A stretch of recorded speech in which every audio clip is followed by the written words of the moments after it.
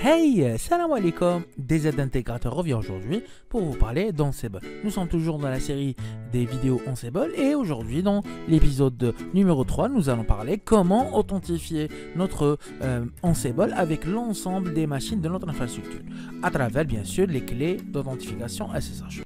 Donc dans l'épisode numéro 2, nous avons installé automatiquement Ansible sur une machine, un serveur CentOS, et aujourd'hui on va voir comment échanger les clés SSH entre notre serveur de management Ansible avec l'ensemble de notre infrastructure. Dans cette vidéo, nous allons travailler essentiellement avec deux fichiers, le host inventory ainsi que le playbook. Le host inventory, c'est le fichier qui va contenir l'ensemble des adresses IP ou bien des noms de domaine des machines qu'on souhaiterait automatiser au niveau de notre infrastructure. Commençons maintenant le lab.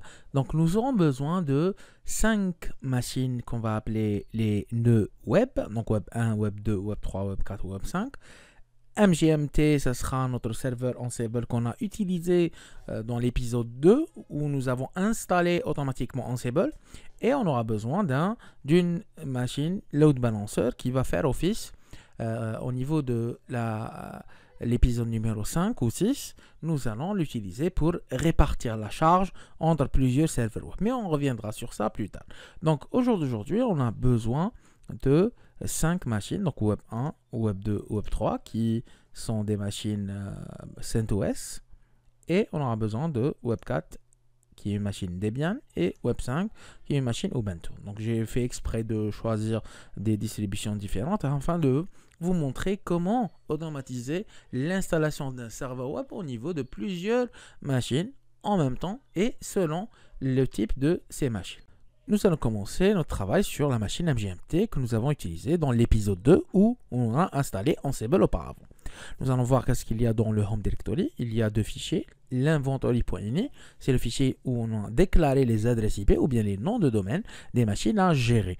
Bien sûr, au niveau du fichier /etc/hostess, on a déclaré les adresses IP de ces machines afin de faciliter le travail. C'est-à-dire si on va par exemple pinguer Web 1, on va pinguer l'adresse 172.24.10.21. Donc ça va nous faciliter la tâche. Par exemple, si on ping Web 2, la même chose, ça ping l'adresse IP de Web 2, Web 3, Web 4 et Web 5. Donc voilà, nos machines sont prêtes à être utilisées à partir de leur nom de domaine.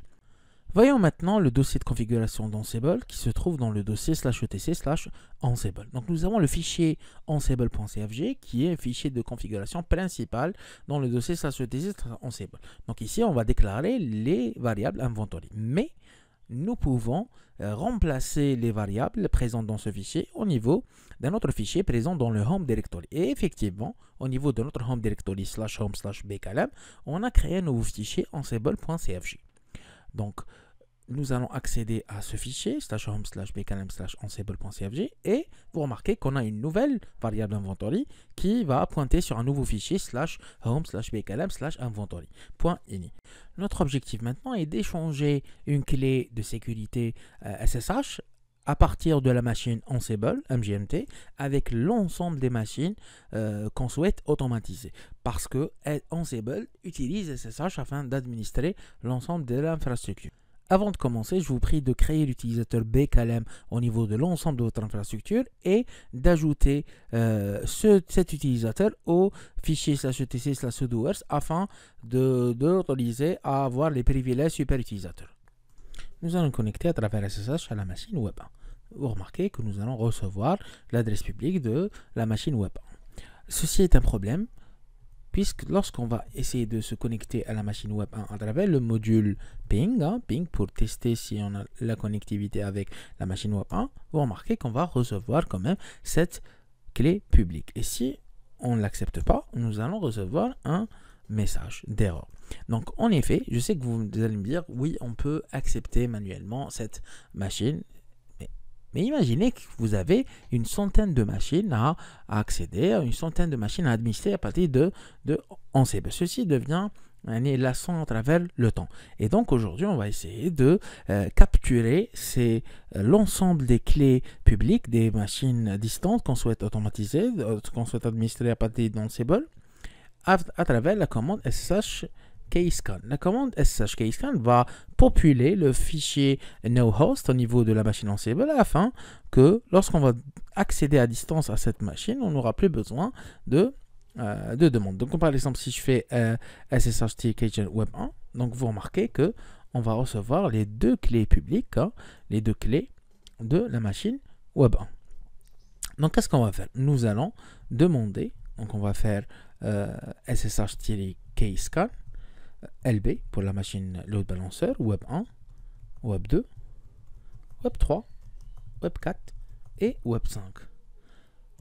Voilà l'ensemble des clés Web 5, Web 4, Web 3, Web 2, Web 1 et bien sûr LB. Donc on a reçu l'ensemble de ces clés publiques. Qu'est-ce qu'on va faire avec ces clés publiques? Donc on va, si vous voulez, on va rediriger ces clés publiques au niveau du dossier .ssh, précisément dans le fichier known hostess. Ce fichier qui va contenir l'ensemble des clés publiques des machines distantes qu'on souhaite administrer. Donc si je fais afficher le fichier qu'on vient de créer, known host, donc en effet l'ensemble de ces clés ont été reçues. Et si je vais réessayer d'accéder à Web 2 par exemple, vous remarquez que directement le mot de passe est demandé. Donc le mot de passe BKLM, j'ai utilisé des intégrateurs, comme ça c'est présent au niveau de l'ensemble des machines. Mais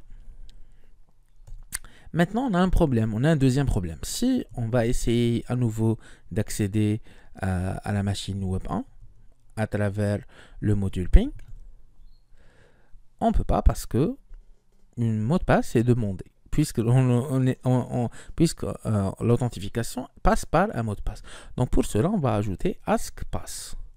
L'option AskPass, vous remarquez, elle va nous permettre de demander un mot de passe avant de se connecter. Voilà des aides intégrateurs. Je l'ai tapé. Cette fois-ci, on reçoit un succès. Notez que Web 1, c'est la machine qui est déclarée au niveau du fichier /home/bklm inventory. D'accord? Donc, effectivement, si on veut pinguer l'ensemble de ces machines, il faut juste, à partir d'Ansible, déclarer web-rel par exemple, ou bien lb, ou bien web-debian. Mais si on veut pinguer tout le monde, on peut utiliser par exemple la commande Ansible all-m ping. AskPass, bien sûr. Donc, qu'est-ce que j'ai fait? J'ai choisi All pour qu'on va discuter ou la pinguer à partir d'Ansible l'ensemble des machines qui sont déclarées dans le fichier inventory. Bien sûr, un mot de passe SSH est demandé.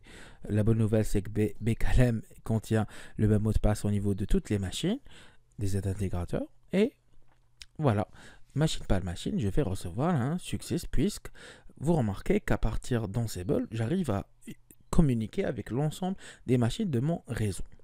Mais ceci est contraignant puisque vous remarquez que je dois d'abord taper le mot de passe et chaque fois ce mot de passe est demandé. L'objectif de cette vidéo est de nous permettre d'accéder automatiquement à partir d'Ansible à l'ensemble des machines de notre infrastructure à travers SSH. Et pour cela, nous allons utiliser le fichier au niveau de mon GitHub qui s'appelle ssh-at-key.yaml. C'est un playbook qu'on va utiliser afin d'accéder à l'ensemble des machines. Vous remarquez host all en étant sudo puisqu'on va échanger les clés, donc on doit être sudo et utilisateur de distance sera bklm. Getterfax, c'est une commande qui nous permet de récolter cette information des machines distantes, mais on ne va pas les utiliser. Vous remarquez qu'on a une seule tâche qui s'appelle install sshk qui va utiliser le module authorized case. Ce module va nous permettre d'échanger la clé publique qu'on aura générée bien sûr auparavant et on va s'assurer qu'elle sera présente au niveau des machines distantes en étant l'utilisateur distant bklm. Donc vous remarquez que la clé publique n'est pas encore créée au niveau de Ansible, c'est normal. On va d'abord la générer avec la commande ssh-cage. Faites attention, si vous avez une clé auparavant, celle-là va l'écraser. Donc voilà, nous venons de générer id-rsa.pub. Nous allons exécuter maintenant notre playbook qu'on vient de télécharger depuis mon GitHub avec la commande Ansible-playbook espace le nom du playbook. Cette commande va exécuter le playbook et on ajoute l'option ask pass puisque nous n'avons pas encore envoyé la clé publique qu'on vient de générer. La commande Ansible playbook, elle va exécuter notre playbook ssh-add key en demandant le mot de passe SSH. Le playbook va s'exécuter étape par étape après avoir introduit le mot de passe et on remarque que nous avons une erreur. C'est normal cette erreur hein, parce que je n'ai pas ajouté l'utilisateur BKLM au fichier sudoers de l'ensemble des machines de mon infrastructure. Pour cela, on va vérifier, on va faire un petit grep sur la machine web 1, on va faire grep BKLM /etc/sudoers. Vous allez remarquer que l'utilisateur BKLM n'existe pas. Alors, je vous recommande, s'il vous plaît, d'ajouter la ligne echo que vous trouverez dans le fichier Bootstrap de l'épisode 2 au niveau de chaque machine que vous souhaitez accéder à distance. Donc, nous devons avoir BKLM, l'utilisateur BKLM, parce que j'ai choisi dans cet exemple comme utilisateur qui a le droit de tout faire. Remarquez ce qu'on va faire. On va réexécuter ce playbook, mais avant cela, on va l'éditer.